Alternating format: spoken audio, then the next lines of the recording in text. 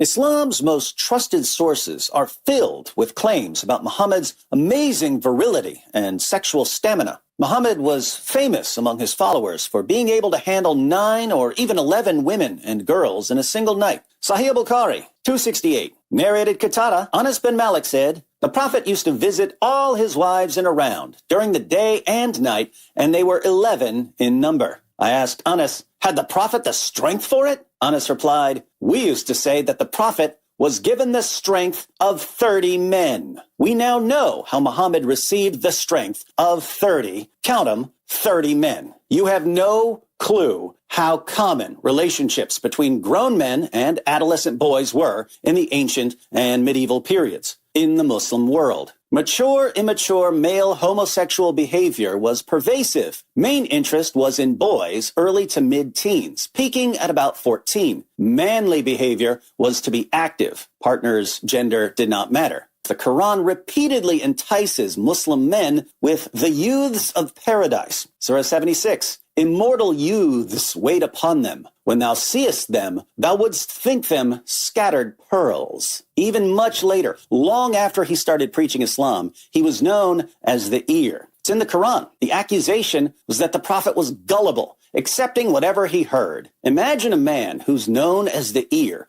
hearing about men injecting their manliness and virility into boys. Suppose this man wants to become the most virile, masculine, potent man on the planet. He would assemble a team of men known for their sexual prowess. Al-Zut are also depicted as being very sexual and virile, with very large penises. The penis of Al-Zut never weakens, meaning their large phalluses never go limp and are ever ready. Let's find out by reading a now infamous hadith from Musnad Ahmed. Abdullah ibn Masud related, the Messenger of Allah sent for me, so we set out until I reached such a place. And he traced a line for me and told me, stay between the two edges of this. Then the Messenger of Allah went off a stone's throw away. Abdullah mentioned a group of male members who looked like Zut people. They didn't have any clothes on. They came and started to ride the Messenger of Allah. And when the morning light broke, they began to go away. Then the Messenger of Allah came back exhausted and in pain. He said, indeed, I am exhausted. The men of Al-Zut rode Muhammad all night long. 30 men of Al-Zut. So we finally understand how Muhammad got the strength of 30 men. He told an elite squad of 30 men of Al-Zut, known for their large penises,